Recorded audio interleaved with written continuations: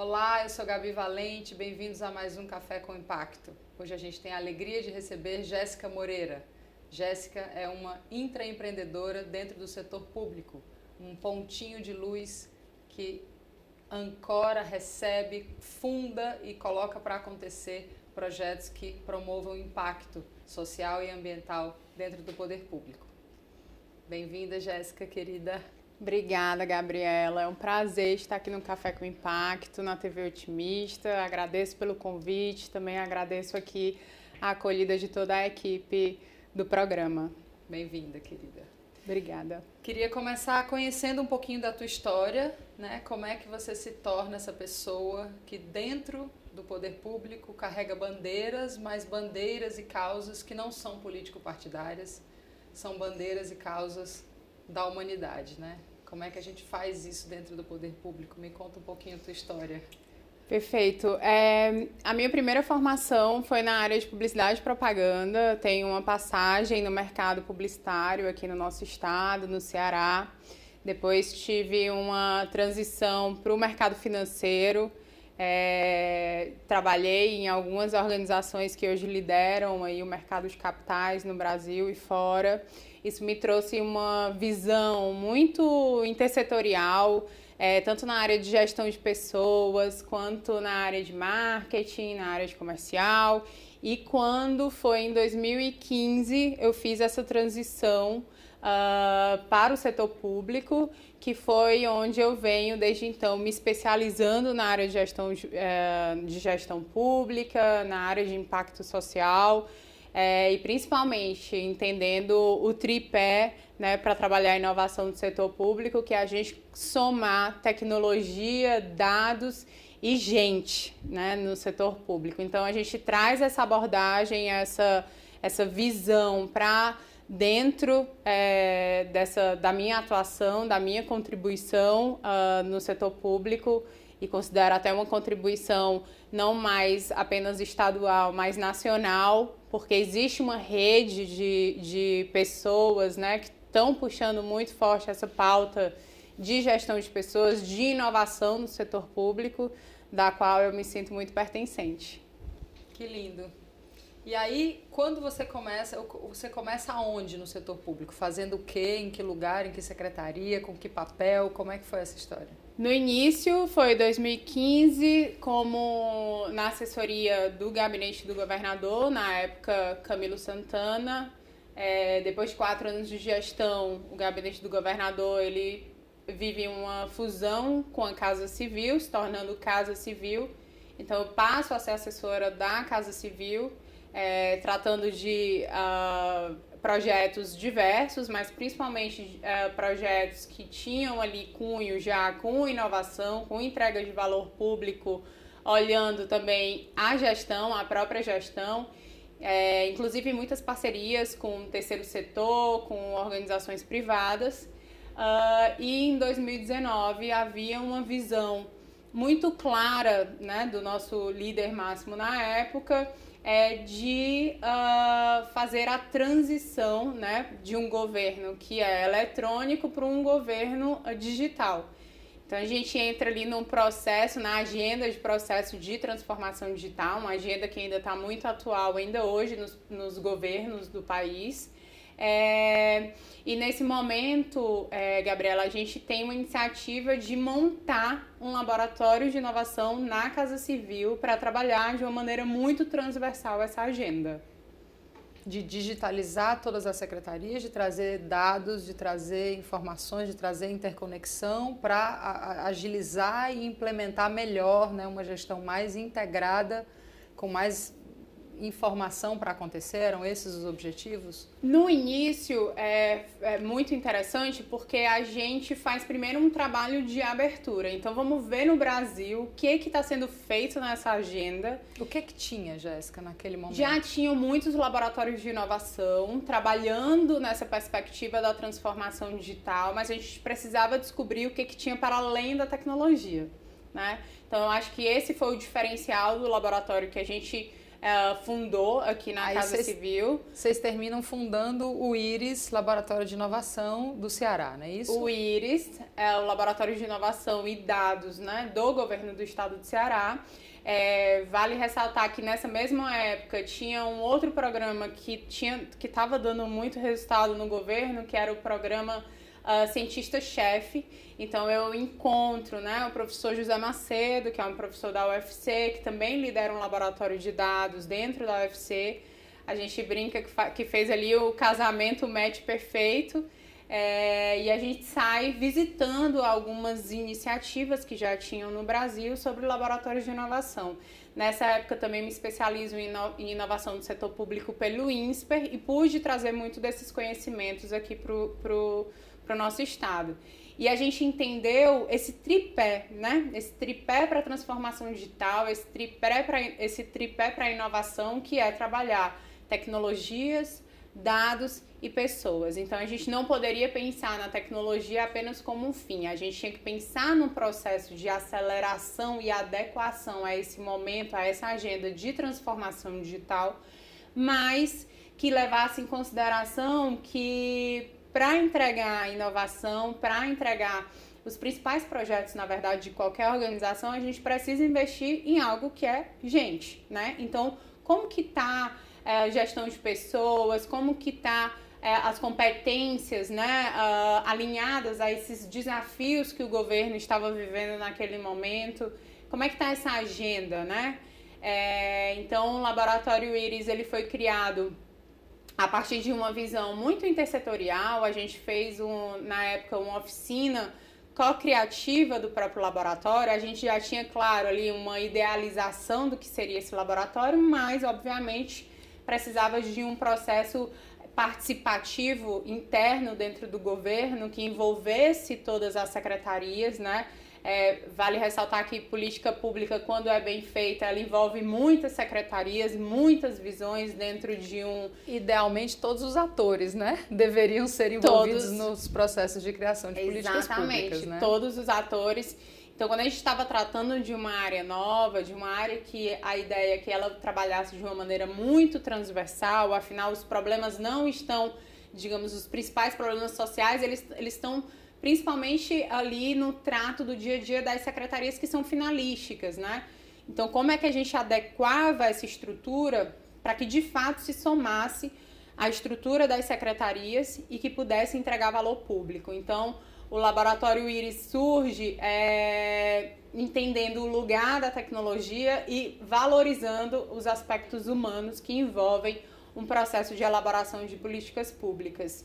Então, ele nasce, né, para acelerar um processo de transformação digital que é uma agenda, era uma agenda prioritária e ainda é uma agenda prioritária para o governo, e entendendo que o aspecto humano, né, ele precisa ser priorizado nessa agenda e trazendo abordagens inovadoras, mexendo na cultura organizacional, trazendo algumas técnicas que até então não eram conhecidas ainda no Estado, como a técnica da linguagem simples. Sim. A gente precisa entender também, né, Jéssica, que quando você faz inovação dentro do setor público, não tem mais a dúvida se ela, quando você faz inovação, não deveria mais ter a dúvida se ela é pró-impacto social ou não, porque o poder público tem como fim único o impacto social, né? Assim, o benefício das pessoas que recebem os serviços públicos. O público de interesse do poder público já endereça a sua visão, né? Então, isso é muito interessante. Mas a forma participativa, a forma mais dialógica, a forma com mais escuta ou menos escuta, faz completa diferença, né?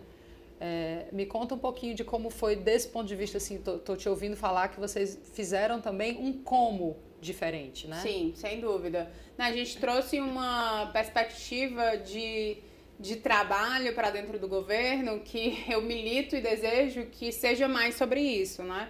Então, eu gostaria até de começar também definindo o que é inovação no setor público. Eu sempre falo para os servidores e para os trabalhadores do setor público que eu me relaciono, que eu tenho certeza que tem muito inovador público já no dia a dia da gestão. Só que a gente nem sabe que inovou muitas vezes, ou a gente não coloca intencionalidade pelo desconhecimento na pauta, né? Então, às vezes não tem campo. Ou às vezes não tem campo. São muitas barreiras. Não tem são condições muitas barreiras de sustentação de um inovador. São né? muitas barreiras para a inovação, que são os intraempreendedores, né? Você precisa ter uma postura empreendedora mesmo no dia a dia da gestão, porque as barreiras são muitas. Mas as barreiras são muitas de diversos aspectos e em todas as áreas quando a gente quer entregar inovação. Então, assim, para inovar no setor público, segundo a OCDE, que sai com uma publicação que inovar no setor público é uma obrigação, né? É um imperativo e precisa ser uma agenda com intencionalidade em todas as áreas do governo. Ele põe 3 aspectos. O primeiro é que precisa ser uma novidade que é uma novidade naquele contexto, ou seja, será uma novidade para o governo do Ceará. Embora isso já tenha acontecido em outro governo, não importa. O segundo é que precisa ser de fato uma novidade implementada. Então, você pode pensar em algo, uma pessoa, né, com muitas ideias, não necessariamente é uma pessoa inovadora, porque precisa implementar algo, precisa o fazer, né? E o terceiro é que precisa entregar valor público, que é o quê? Eu entendi que existia um problema, trouxe uma nova abordagem, implementei essa nova abordagem e mudei alguma realidade para melhor. E essa realidade pode ser numa mudança da satisfação da população, que aumentou, ou uma otimização de um processo, ou uma economia, enfim, qualquer melhoria que for percebida, ela é tida... Tem que ter um indicador, tem que ter uma medida e tem que ter uma comprovação de que melhorou alguma coisa. Exatamente, como entrega de valor público. E aí, Gabriela, para a gente ter certeza que a gente entregou valor público, a gente precisa ter muito claro no início do processo qual era o problema que a gente queria resolver. Por isso que a gente também falava muito no Íris que nós todos éramos apaixonados por problema. É uma abordagem que a gente precisa mudar, né, no dia a dia das organizações, que é, falou em problema, opa, corre cada um para um lado. Corre cada um para um lado. Não, falou em problema, opa, oportunidade, né? Então, vê o desafio muito como uma oportunidade no dia a dia da gestão. Se tem problema, tem projeto. E aí, você ter clareza, você ter entendimento do qual real problema você quer resolver. E aí você consegue entender mais quais são as ferramentas, quais são as abordagens disponíveis para poder solucionar ou mitigar ali os danos daquele problema. E para isso, né, a participação social, que é um direito, ela se torna fundamental dentro desse processo de inovação. Porque você não consegue nem entender o problema se você não escuta quem está envolvido naquele problema de diversos ângulos, né? Faz parte da compreensão de um problema, e isso a gente também sugere que seja feito dentro das organizações privadas, né? Se você tem uma questão, convide público de interesse daquela questão para ouvir sobre aquela questão. Então, a sua solução nunca vai conseguir contemplar o que aquela questão de fato precisa como solução se você não tiver feito um passo para trás e uma análise diversa, e aí a gente vai falar mais sobre diversidade lá na frente, mas quanto mais diversa a sua compreensão do problema, mais a sua solução pode ser resiliente. Exatamente, e nesse aspecto a gente pode utilizar os dados disponíveis governamentais, a gente pode fazer um processo de aproximação no contexto do cidadão, da cidadã que está vivendo aquele problema no dia a dia. Então sair mesmo, né, como trabalhador, sair mesmo do seu contexto, da sua lógica, da sua realidade, para ir fazer o processo tão falado de empatia, né? Fazer o exercício da empatia, onde eu me aproximo ou tento me aproximar o máximo possível da realidade do outro. Porque só aí eu vou ter evidências, eu vou ter dados o suficiente do tamanho daquele problema, ou muitas vezes do real problema que precisa ser resolvido, para poder entender qual é a melhor abordagem que será adotada. Sem dúvida, esse movimento, que é um movimento inclusive tido como uma técnica de design, né, de design participativo, de design como pensamento, a gente consegue ali ter melhor entendimento dos problemas que a gente precisa resolver, quem que a gente precisa envolver para resolver, colocar todo mundo dentro da mesma visão e solucionar problema social, que é algo muito complexo, né? São problemas complexos, não são problemas cuja solução é apenas técnica, é simples, envolve muitos grupos de interesses distintos, envolve uma complexidade dinâmica social que vem sendo acelerada, inclusive, pelos avanços tecnológicos, pelas mudanças diversas que a gente vem vivendo no país e no mundo. Quanto tempo tu ficou no Íris, Jéssica? Eu fiquei na idealização até agora recente, né? Foi ao total 3 anos e meio. A gente já volta para um segundo bloco para ouvir mais sobre o que a Jéssica está fazendo agora e sobre gestão de pessoas e inovação no poder público. Até já.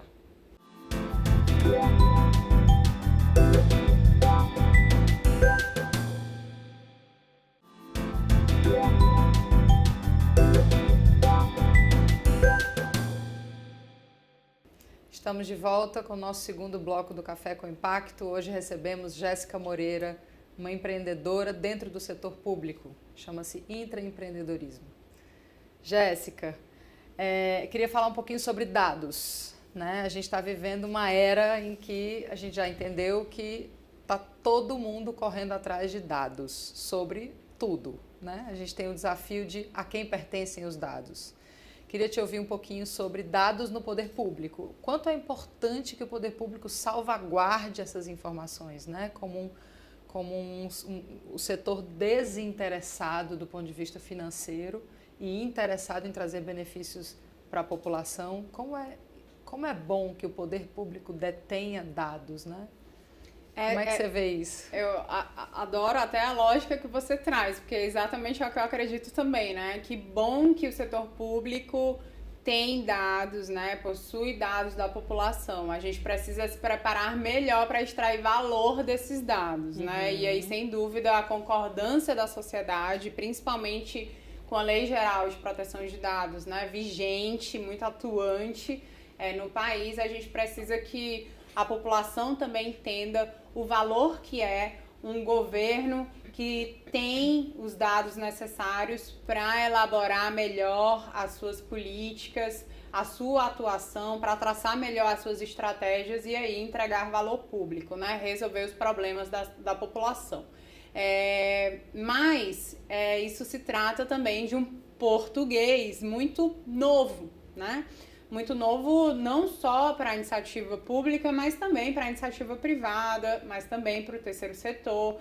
Então, existe um movimento, aí, uma articulação entre todas as áreas em torno da captação de dados, da interpretação desses dados e também da trajetória de projetos, né, da gestão de projetos que saiam do modelo tradicional, onde você repete um pouco práticas e toma decisões em base a evidências ou a expertises individuais profissionais e tira esse processo decisório desse modelo para utilizar dados e evidências e ser mais assertivo nas suas decisões. Então, o setor público vem fazendo esse movimento também, né, de maturidade de gestão para utilizar dados na obtenção, na entrega, aliás, de valor público. Isso, pensando numa perspectiva da política brasileira, seria muito importante, porque a gente deixaria de ser refém do gestor, né? Quando você tem o dado, quando você tem a evidência, quando você tem a informação ditando as políticas públicas, ditando a realidade, quando você tem participação popular, quando você tem, né, esses mecanismos que vocês estão aí tentando criar, eu acho que você promove uma política que tem um pouco mais de consistência no tempo, né? Você troca gestor, não troca tudo, porque o dado continua lá servindo de chão para que você continue implementando aquela solução. Faz sentido esse raciocínio? Faz sentido, tem tudo a ver com gestão do conhecimento, né? Então, principalmente após esse momento pandêmico que nós vivemos, eu acho que a população inteira acompanhava ali os dados diários sobre a situação que nós tínhamos no mundo.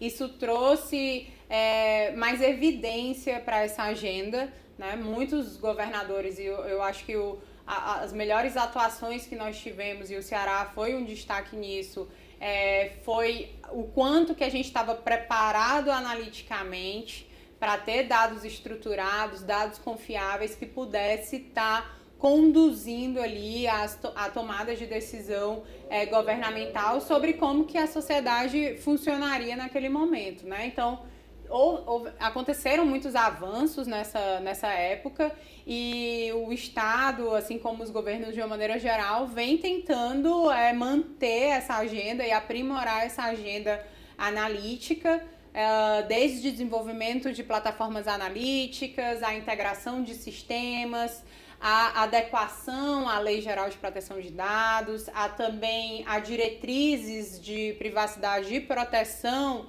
no uso desses dados, né? De uma maneira muito geral. Então, como é que os governos vêm se adequando cada vez mais e fazendo a melhor gestão dos seus dados. Mas isso é um novo português, né? Eu gosto muito de dizer que a gente precisa de um programa de alfabetização analítica, né? Um programa de alfabetização em dados de uma maneira muito massiva dentro da gestão governamental como um todo, tá? Não falo só aqui para o governo do estado do Ceará, mas também trazendo essa agenda para municípios, né? Essa agenda no governo federal. A gente precisa trazer para o dia a dia da realidade desses profissionais que estão no setor público, que trabalham com recursos públicos, né? Essa competência. Então, a alfabetização de dados é saber ler, saber tratar dados muito ali como uma competência fundamental que precisa ser desenvolvida na gestão pública. É um desafio ainda, mas não é... Eu ia te perguntar sobre isso. Em que pé estamos? Até que ponto a gente tem no Ceará, que é o que você conhece mais de perto, mas você também conhece essa realidade no Brasil, até que ponto a gente tem isso já acontece em algum nível? Como acontece? De que forma acontece? Isso já acontece, já é uma realidade no governo do estado do Ceará. O próprio Laboratório Íris esteve envolvido, né, junto com o programa Cientista-Chefe, em diversos projetos com cunho analítico. Então, foram desenvolvidas plataformas analíticas em torno da área da agenda de proteção social. Então, havia um deserto de dados sobre as reais condições de vida das famílias mais vulneráveis do estado, e foi feito junto ali em parceria com a Secretaria de Proteção Social, o Big Data Social, que está disponível para toda a população acessar, com dados, dando transparência a esses dados, né, que é uma agenda também importantíssima, que é a agenda de dados abertos, que a população consiga baixar e utilizar esses dados. E aí eu não estou falando de dados pessoais, sensíveis, eu estou falando de dados, né, do resultado dessas políticas públicas, ou dados que não são dados pessoais. Eles podem facilmente estar ali sendo disponibilizados pelo governo. E a plataforma do Big Data Social, ele traz essa possibilidade de você poder visualizar esses dados e trabalhar com esses dados. Mas também na própria... E como é a interface disso? Porque eu sei que um outro grande desafio, tem um desafio de coletar os dados, tem um desafio de quem entende... Tudo é desafiador. Tudo é desafiador. O que dados coletar já é um começo de conversa. Aí depois... Porque às vezes você coleta dado que não serve de nada, já vi muito também, né? Então aí depois você coleta o dado, aí depois você entende o dado e depois você visibiliza, torna esse dado visível de um jeito compreensível, né? Visualização de dados é uma ciência por si, né? A gente precisa parar de fazer pizza e coluna e prédio e achar que pizza e prédio é a única forma de entender dados. Existem muitas formas de compreender e de visualizar soluções visuais mesmo, para que a gente possa manejar esses dados. É uma disciplina, é um saber específico, né, do design. Então, eu queria te ouvir um pouquinho sobre essas 3 etapas do desafio, assim, em que pé estamos? Maravilhoso. Assim, existe um grande desafio que eu acho que é o central, que é a gente sair de uma lógica tradicional, que é eu tenho muitos dados, e você entra no movimento do que fazer com isso. Né? Então, quanta liderança tem dizendo assim, mas a gente tem muito dado dentro da organização, a gente precisa começar a trabalhar com dado. E a equipe vai lá e pega todos aqueles dados e diz, agora o que é que eu faço com isso? Né? E começa a testar hipóteses. Então, você pode entrar num loop de trabalho, num ciclo de trabalho de 1 ano a vida inteira, gerando hipóteses que não vão te levar a lugar nenhum. O que propõe uma lógica analítica de trabalhar com dados é, primeiro, quais os objetivos organizacionais, né? Quais os problemas eu quero resolver? Quais os problemas a instituição priorizou? Que dado me serve diante deste cenário? E aí, quais perguntas eu devo fazer para responder, né, o que eu não sei ainda, o que eu não tenho ainda de conhecimento para atingir os meus objetivos institucionais. Então, os dados, eles servem para você gerar conhecimento na instituição para ancorar sua tomada de decisão. Então, assim, quais perguntas eu devo fazer, por isso que é tão importante, né? E aí é um novo mundo, é uma nova forma de funcionamento, que é o de você saber fazer boas perguntas, né? Na escola, a gente tinha um pouco esse achismo de quem pergunta demais é porque não sabe de nada, né? Hoje em dia isso é valorizado dentro das instituições. Então, um profissional que sabe fazer perguntas e que faz perguntas e boas perguntas, né? Ele com certeza vai ser um profissional que tem aí uma trajetória, um pé no mundo analítico, que é esse mundo que a gente está falando. Então, assim, quais perguntas eu preciso fazer? E aí, só a partir daí, eu vou atrás de entender quais os dados eu preciso para responder essas perguntas, que é sobre o que eu não sei, e aí tomar as minhas melhores decisões na elaboração ou na condução de uma política pública. E depois, por último, contar essa história de um jeito que a pessoa que não é especialista em nada disso consiga acompanhar a conversa. A gente chega na tal da linguagem simples. Sim, e na visualização também de dados, que tem muito a ver com isso. Porque, assim, se eu quero, de fato, ser transparente, né, Gabriela, e a gente pode entrar aqui numa... Enfim, o Brasil deu muitos avanços em relação à transparência, mas só está disponível aquele monte de informação de uma maneira não muito amigável, não muito acessível, né? Existe uma transparência que foi cumprida ali, mas o quanto que, de fato, você é compreendido pela maior parte da população, que é uma diversidade social, econômica e cultural gigantesca. Então, vem a linguagem simples como uma super técnica de inovação que levanta uma bandeira, além de técnica, é também um movimento, né, nacional e internacional pelo direito de entender da população. Então, assim, como esses dados vão estar expostos, mas como as informações governamentais são disponibilizadas, né, para a população, como os editais públicos são disponibilizados, como as leis são disponibilizadas, tudo isso precisa ser repensado, porque nós fazemos e entregamos pensando na estrutura e na lógica governamental, ou a gente entende muito bem quem é o cidadão, quem é a cidadã, quem é essa diversidade usuária da política pública, dos serviços públicos, porque toda a lógica de como aquela informação e como aquele serviço será disponibilizado, ele tem que responder a essas necessidades. Afinal, a nossa intenção é entregar valor público, né? É de fato entregar resultado. Servir, né? Servir. Estar a serviço daquele cidadão. Contribuir, coletar aquele dado de maneira correta, mostrar aquela informação de maneira acessível. Mudar realidades. É isso. Queria te ouvir também sobre essa coisa de a quem pertencem os dados, né? A gente está vivendo uma era em que a quem pertencem os dados é uma pergunta.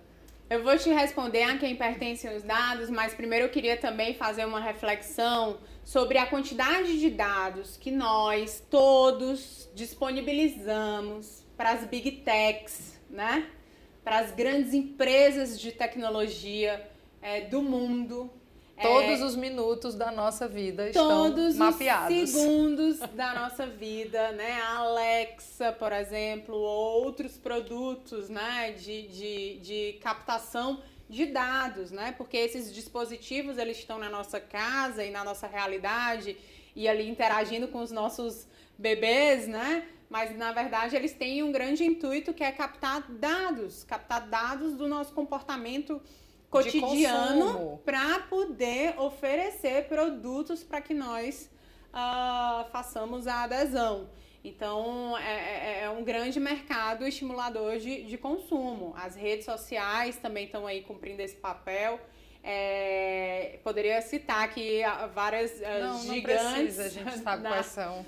Tá tudo bem. Na área de tecnologia, mas que elas têm esse objetivo, né, de captar dados das nossas necessidades para nos oferecer consumo.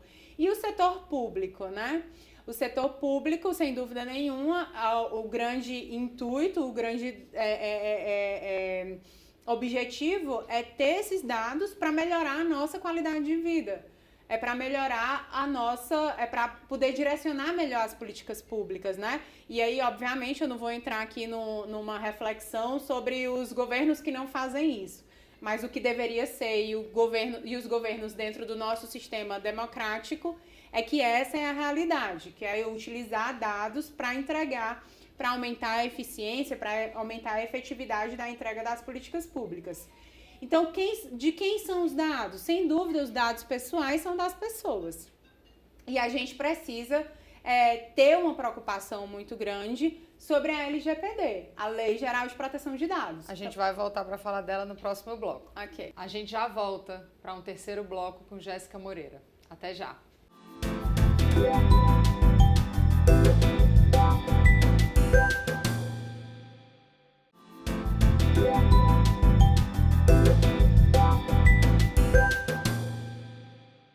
Estamos de volta no terceiro e último bloco do Café com Impacto com Jéssica Moreira. Jéssica, a gente estava falando sobre a Lei Geral de Proteção de Dados. A quem pertencem os dados? Gabriela, a gente pode considerar que dados pessoais, sem dúvida nenhuma, pertencem às pessoas detentoras dos dados, né? E o governo tem a obrigação, assim como qualquer outra instituição, desde a vigência da Lei Geral de Proteção de Dados, de se adequar às diretrizes da lei. Mas é importante mencionar que, tirando, obviamente, os dados pessoais, dado é um ativo público, é um ativo valioso para dentro da instituição. Então, por quê? Porque a gente consegue, sem dúvida nenhuma, direcionar as políticas de uma maneira mais efetiva, né, para a população e entregar mais valor público. Eu posso dar um exemplo da utilização quando há, inclusive, compartilhamento dos dados dentro da gestão, porque aí também a gente não pode cair ali na área que se detém da Lei Geral de Proteção de Dados para o não compartilhamento entre outras áreas, operando numa lógica de silo, né? Onde eu não compartilho as informações com outra área ou com outra secretaria. Então, quando você tem um compartilhamento de dados, também é possível gerar mais conhecimento, né? Começa a se gerar ali uma inteligência e, por exemplo, uma mulher gestante, esse filho que nasce, ele uma hora na vida, né, vai precisar de um serviço que é creche escolar. Então, o governo que já sabe, que já acompanha esse pré-natal dessa mulher, que sabe onde ela mora, porque todos esses dados eles são informados, né? Ele pode, por exemplo, sair de uma posição onde é passivo, eu espero essa mulher vir com essa criança para, por exemplo, fazer adesão a uma matrícula na creche e passo por uma postura de governo ativo. Como eu já sei, eu já faço o acompanhamento do pré-natal, sei onde essa mãe mora, acompanho a caderneta de vacinação, por exemplo, e tudo, as consultas de pré-natal, eu tenho uma previsibilidade ali de quando aquela criança que vai nascer precisará de uma creche, uma vaga numa creche mais próxima à sua residência. Então, por que não a Secretaria de Educação, junto com a Secretaria de Saúde, por exemplo, se preparar para assumir essa postura de um governo onde, a partir da inteligência de dados, consegue ser ativo, né, na proposta, na entrega de serviço público. Maravilhoso. Queria conversar um pouquinho sobre a cultura de inovação no poder público, Jéssica. Como é que está isso? Porque eu trabalho mais no setor privado, é difícil no setor privado também. A gente já tem uma grande... O ser humano, eu acho, ele resiste à inovação, de certa forma, né? Ele gosta do que ele conhece. Tem um conforto emocional ali e as coisas se adaptam e aí a gente tende a ficar. A gente tem uma tendência pela permanência, né? Só que a gente precisa inovar para sobreviver também, né? Também é do humano isso, e nas organizações e no poder público também. Como é que está isso dentro do Estado e do Estado do Ceará, que você conhece melhor? Gabriela, para a gente conseguir trabalhar tudo isso que a gente está falando, né, desde o início do programa, sem dúvida nenhuma, a gente precisa mexer nas engrenagens ali, na estrutura, na forma de funcionamento, né, e no comportamento das pessoas que fazem aquela estrutura. Tudo isso, a soma de tudo isso é a famosa cultura organizacional. Então, se eu tenho uma cultura tradicional, fechada, onde as pessoas não compartilham informações, competitivas, não colaborativas, que as pessoas não estão ali dentro de um intuito de aprendizado e sob muita pressão, inclusive sobre processos de adoecimento institucional, a gente tem ali uma baixa entrega e um modelo tradicional que eu acho que o mundo não permite inovação. Não permite mais de jeito nenhum. Então, o que a gente tem que fazer é investir numa mudança de cultura organizacional. Para isso, precisam ter ações contínuas, políticas efetivas na área de gestão de pessoas, precisa ter ali todo um processo de colaboração e um envolvimento enorme das lideranças nessa pauta. Então, quem tem aí suas áreas de gestão de pessoas, coloquem ali no nível estratégico, porque isso vai dar muito mais resultado institucional. A gente precisa investir numa mudança de cultura, onde a cultura organizacional passe a ser orientada à inovação no setor público. Então, mais aberta, né, mais flexível, mais resiliente, né, que responde melhor aos problemas, às novas situações e, inclusive, mais diversa.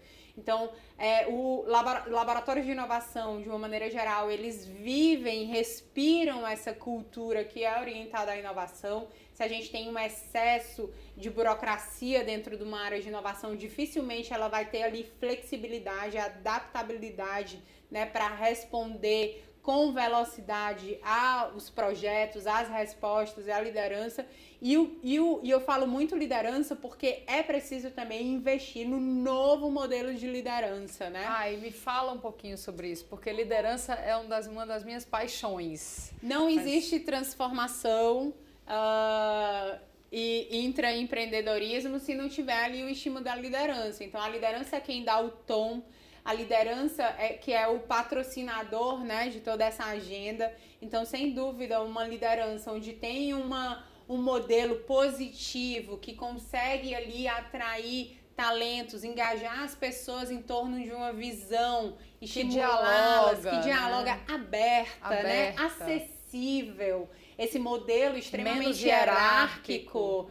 Que você precisa ter ali uma subserviência completa. Não. Como é que você vai inovar na subserviência, na hierarquia, no patrimonialismo? Talentos não dão o seu melhor em ambientes assim. Então, a gente precisa prover um ambiente, né, com segurança psicológica, onde as pessoas podem opinar suas opiniões, onde podem expressar as suas opiniões. Onde podem divergir. Onde pode divergir, então discordar, tudo bem. Existe um processo de aprendizado enorme, né, um valor institucional enorme nas diferenças, na diversidade de opinião, né, na discordância, existe um processo de aprendizado. Então, a segurança psicológica, ela propõe isso também. Um ambiente com segurança psicológica, embora você tenha muita pressão por entrega, mas se você tem muita segurança psicológica, você entra numa zona de aprendizagem. Se você tem pouca segurança psicológica ou nenhuma, né, e muita cobrança de entrega, você entra numa zona de adoecimento. Então, onde a maioria das organizações está. Onde a maioria das organizações estão. Então, a liderança, ela precisa promover isso. E aí tem uma história muito engraçada, fazendo aqui bem um minutinho. Em 2020, início da pandemia, chegou uma pessoa da minha equipe e disse: Jéssica, você precisa prover segurança psicológica para a equipe. E eu fiquei pensando, poxa, qual rúbrica na Casa Civil eu vou conseguir acessar para contratar psicólogos e psiquiatras para dar suporte à saúde mental, né, apoio ali emocional para as pessoas. E aí eu fui estudar sobre segurança psicológica e entendi que não tinha nada a ver com isso, que era muito mais sobre a minha posição como liderança, né, a minha posição como gestora e a condução que eu fazia com os times, com a equipe, né? O quanto que eu proporcionava ali de um ambiente aberto, de um ambiente onde a colaboração poderia surgir com as pessoas dando o seu melhor. Então, depois que eu aprendi também segurança psicológica ali no início da pandemia, com força, virei uma militante do tema. Tem um livro sensacional que é a Organização Sem Medo, e que faz muito sentido para os ambientes de inovação, mas não só, né? Entendendo que inovação é uma agenda prioritária e obrigatória para qualquer instituição, uma organização sem medo passa a ser também uma agenda essencial para qualquer organização. Jéssica, tu sabia que o Brasil é o primeiro país em burnout do mundo? É uma grande pena, né? Não, nem combina com o nosso país esse A gente indicador. tem uma cultura de trabalho muito adoecida, profundamente adoecida. E sem segurança psicológica, sem abertura, sem inovação, com muita hierarquia, com muita cobrança por entrega, sem nenhuma capacidade de lideranças conduzirem equipes num novo paradigma de trabalho. Eu vejo tudo isso, Gabriela, como uma grande oportunidade, um convite para a gente fazer diferente, né? Então, se o país tem esse indicador e se a gente tem aí uma necessidade, né, obviamente, como nação, como governo, como instituições de desenvolvimento social, há tanta coisa, né, há tanta oportunidade no país, então há muita oportunidade também para a gente conseguir desenvolver novos modelos de gestão, novos modelos de organização, para que também nós não não vivamos aquele processo também de perder cérebros, né? A gente precisa ter aqui as pessoas talentosas no nosso país, contribuindo com o nosso país, participando, inclusive, da área pública, né? No fomento e na elaboração e na entrega de melhores políticas públicas, compondo o governo e a administração pública de uma maneira geral. Então, assim, como é que a gente modifica esses ambientes? A gente precisa investir nisso. E como é? Tu já sabe alguns caminhos? Tudo bem, formação de liderança, construção de ambiente de colaboração, abertura, novos formatos de trabalho, né? A gente continua tratando pessoas que trabalham com questões criativas e com inovação da mesma forma que a gente trata chão de fábrica industrial, né? 44 horas batendo ponto com mecanismos de vigília e controle. Ninguém aguenta mais isso, não né? É mais possível. Não é mais não possível. É mais possível, mas a gente insiste, né? A gestão do nosso estado está cheia disso. Então, como é que a gente... Eu fico muito inquieta, assim, como é que a gente acelera essa transição para novas lideranças, para novos ambientes de trabalho, que não adoeçam as pessoas, que permitam inovação e que nos levem para onde todos queremos, que é impactos sociais e ambientais positivos para garantir a nossa sobrevivência no planeta. A gente não tem tempo para ninguém mais com burnout. A gente precisa que todos os cérebros estejam a serviço da transição planetária. Não dá mais tempo para perder essas pessoas no caminho porque tem gente vigiando ponto batido. Como é que faz isso? Eu acho que tudo que a gente falou aqui hoje foi um pouco sobre o como a gente faz isso, né? Criar esses ambientes, investir em gente, colocar a gestão de pessoas na linha estratégica. E tem algo que já me disseram e que eu guardo com muito carinho, que é assim, muita gente quando a gente fala sobre essa agenda, diz assim, Jéssica, mas a gente está tão atribulado com o dia a dia, tá todo mundo tão atarefado com os problemas que chegam, né? Que muitas vezes a gente não consegue focar nessas pautas. Mas, pessoal, a gente precisa começar a tacar fogo, a incendiar o que é estratégico. Então, se a gente percebe que a gente não aproveita oportunidades institucionais, né? E se a gente vem perdendo talentos, porque uma hora, Gabriela, assim, lideranças que não investem nessas pautas, uma hora elas serão cobradas por isso. E lideranças públicas também. Então, aquelas lideranças que realmente têm uma ambição, desejo, também individual, porque passa por isso, né? De se destacarem, de serem reconhecidos, de serem bons naquilo que se propõem, de entregar valor público, porque é uma proposta, vão precisar acordar para essa agenda, vão precisar investir nessa agenda.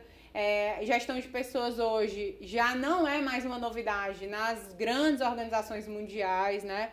é tido como um ambiente realmente estratégico.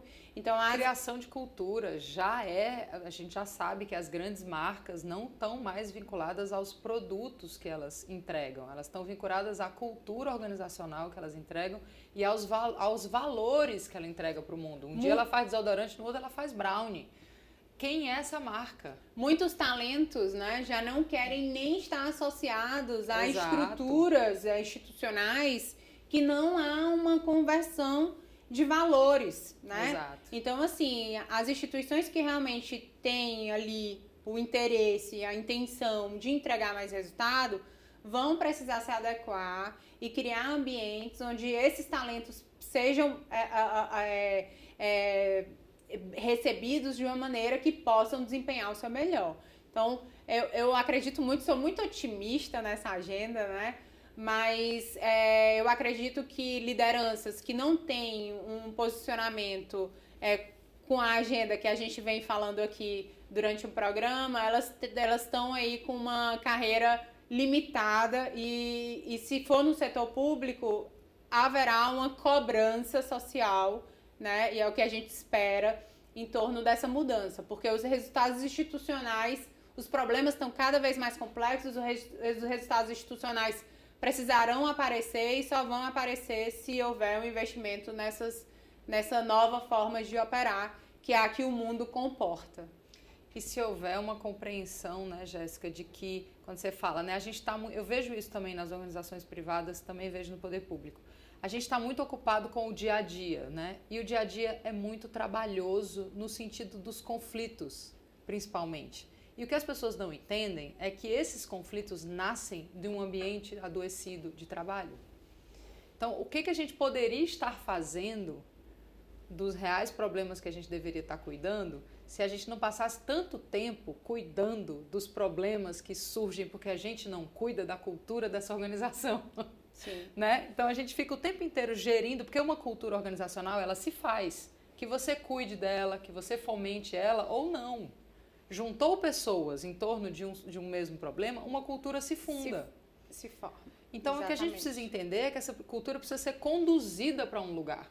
Ela precisa ter uma orientação para onde ela vai, o que se quer dela. E isso é liderança, né?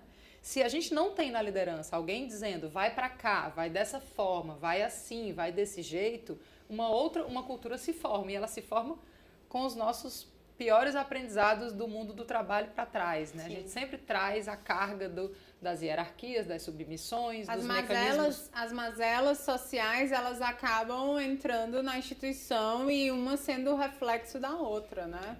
Então, as instituições que são ambientes mais controlados, elas são uma oportunidade para que lideranças atuem, que façam naquele ambiente, né? E que faça ali dentro daquela instituição um mecanismo, um organismo que possa perpetuar boas práticas que a gente gostaria de ver mais na sociedade de uma maneira geral. Agora, falando mais um pouquinho sobre liderança, eu queria te ouvir um pouco sobre como se transiciona uma liderança. Porque essa é uma pergunta que eu trago comigo há 10 anos. Como você vira a chave de uma liderança nos 3 níveis, né? Porque eu não acredito que a gente vire chave só com autoconhecimento. Eu acho que essa perspectiva é muito elitista, muito branca e muito desconectada de uma realidade material, né? Ela é muito autorreferente, autocentrada. Uhum. Eu acredito na perspectiva da comunicação não violenta de que a gente faz uma transição de liderança quando a gente faz nos 3 níveis. No individual, você com você mesmo, e aí a gente pode chamar de autoconhecimento ou o que quer que você queira chamar. Quando a gente faz na relação entre 2 pessoas e quando a gente faz na realidade social de algum contexto. Sim. Então, até para se reconhecer nesse lugar de privilégio, né? Exato, né? Então, essas 3 camadas juntas, como se transiciona uma liderança? Eu acho que você respondeu a sua própria pergunta, Gabriela. E muito bem respondida, né? Eu traria a visão que, no fundo, diz exatamente a mesma coisa que você já disse, que primeiro parte também de um ambiente individual. Porque não adianta você querer me formar uma liderança num outro modelo de gestão. Se você não quer. Né? Se eu não quero. Então, primeira coisa, essa liderança precisa querer ser uma liderança melhor, né? Ser uma liderança... Para um mundo melhor, né? Para construir um mundo melhor, né? Exato. Ainda mais quando a gente está tratando de setor público. Então, acho que tem um pouco de um desejo, de uma ambição que passa ali por uma ambição pessoal, individual. E a segunda é você procurar se desenvolver, né? Então, você tem instituições que vão apoiar o desenvolvimento dessas lideranças, mas você também tem um compromisso seu consigo mesmo de se autodesenvolver. Esse foi um processo que eu digo que eu também passei. Eu tenho muito autocobrança no meu posicionamento e no meu perfil como liderança. Tenho aqui um medo, assim, tive muito medo durante o laboratório, foi um medo que eu acho que pode entrar dentro do universo feminino, da síndrome da impostora, entre outras pautas, que era de ser cancelada, né? Então, assim, como que eu trago e como que eu trato meu autodesenvolvimento como liderança, que é um desenvolvimento permanente, contínuo, né? Quando sou deparada por uma equipe extremamente talentosa, que é a equipe do Laboratório Íris, que a gente melhorar, recrutou, né? Uma equipe extremamente talentosa de pessoas extremamente com potencial assim absurdo, né? Então eram pessoas que eu convivia todos os dias, que eu aprendia todos os dias com ela. E então isso fazia também com que eu tivesse mais cobrança na minha própria liderança, para que eu fosse uma liderança com posicionamento dentro de um perfil, né, que eu podia gerar engajamento ali com aquelas pessoas incríveis com quem eu trabalhava. Então, eu acho que traz uma ambição individual e traz um compromisso seu com a questão da formação, né? Existem muitos cursos, muitas escolas, muitos bons livros. Que volta para o ponto número 1 de querer melhorar, né? Exatamente. Obrigada, Jéssica. Obrigada a você, Gabriela. Foi um prazer participar do programa. A gente encerra aqui mais um Café com Impacto, dessa vez com Jéssica Moreira. Até o próximo. Obrigada.